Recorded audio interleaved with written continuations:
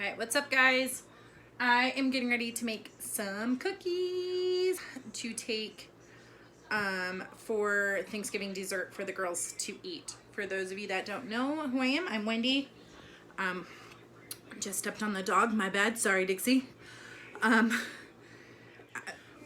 those of you that don't know, I'm a mom of 5.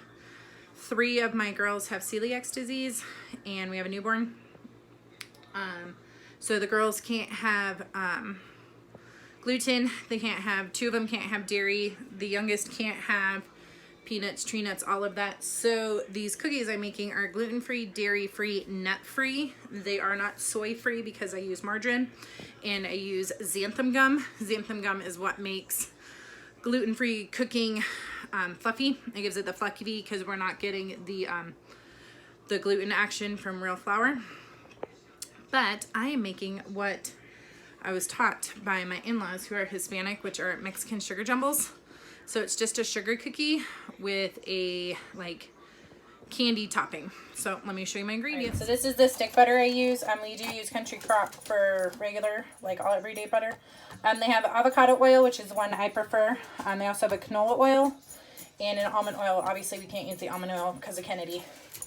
But in my mixing bowl I have flour, xanthan gum, baking powder, salt, what else is in here, Kennedy? Sugar, confectioner sugar, and then in my wet ingredients, it's right here, it doesn't look very good, but this is 5 tablespoons of room temperature butter, that's why it's the chunks, and then 5 temperature of melted shortening. We use the all vegetable shortening because the girls can't have pork either, and 2 eggs beaten. So what you're going to do is you're going to add the wet to the dry and mix it until combined, and then I make my own vanilla. This is it's super easy if you guys don't know how to make vanilla. It's literally vodka and vanilla beans. You can see the vanilla beans moving in there. This is Tito's vodka, which is gluten-free. I buy any potato-based vodka because it's really hard to find gluten-free vodka in the stores, and I like this. Like, you see all that, like, the, like, flakes? That's, like, vanilla beans that are in there. It's so good. But, alright, I'll show you what it looks like. So when you're pouring your sprinkles into your container, you don't want to pour them all because once this is out and you're using the cookies, dipping into it, you can't put the sprinkles back in there because then the sprinkle container is bad because this has eggs and butter in it and it could grow stuff into it. But I'm going to show you. I made my little balls. Show you up close. You dip it and then you put it on there and you press down. For gluten-free, you want to line your cookie sheet, or they could with parchment paper, or they could stick. For non-gluten-free, which I'm also gonna show you guys so you can see the difference, you don't need to line or grease your cookie sheet at all.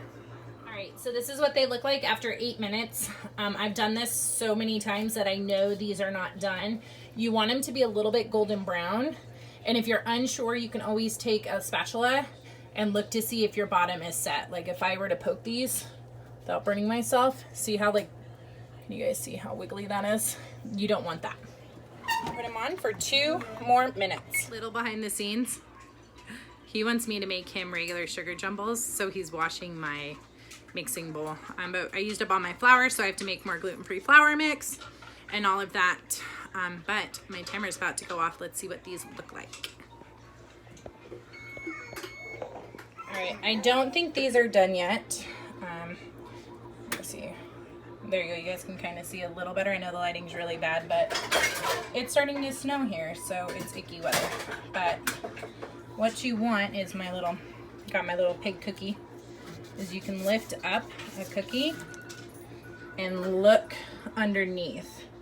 Where am I at? Where am I at? There I am.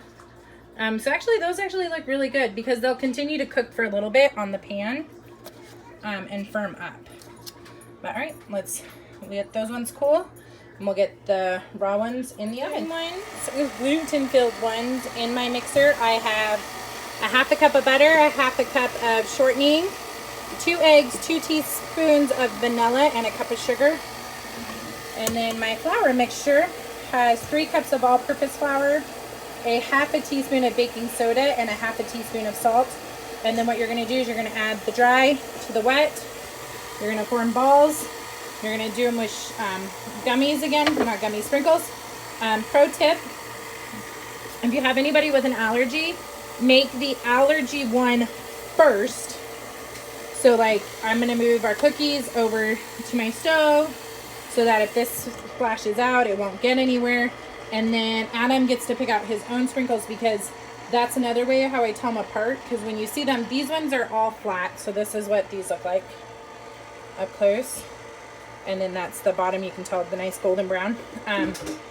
The gluten-filled ones don't puff down as bad, but to keep them separate, Adam gets a different colored sprinkle than the rest of us. Here's a prime example. I went to go check to see if these ones are done, and they are clearly not.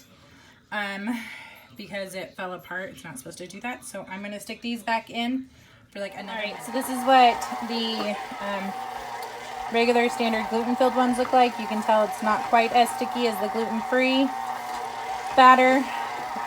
But this one is done. I'll let that fall down a little bit. And then this is what I do. You can see the green and red little jimmies, what are these called? Sprinkles. In here, I had a little bit left over, and then Adam picked this Easter one, so I went ahead and just did this one for the same texture, but it's the same process. You make the same size balls, you dip them, you put them in, and you bake them for the same time.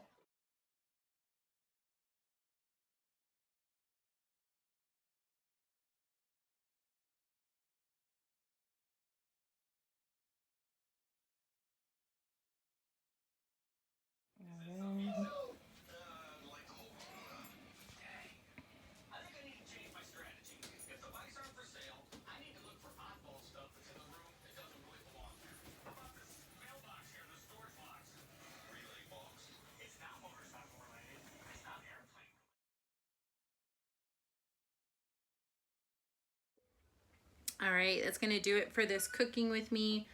I hope you enjoyed this. If you try either of the recipes, tag me in it on Instagram, One Happy Hectic Mom, or Facebook, One Happy Hectic Mom. This is the regular standard gluten ones.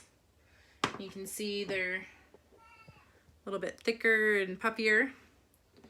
And then these are the gluten-free ones. Both are dairy-free and nut-free, but these ones are just gluten-free and they're thinner.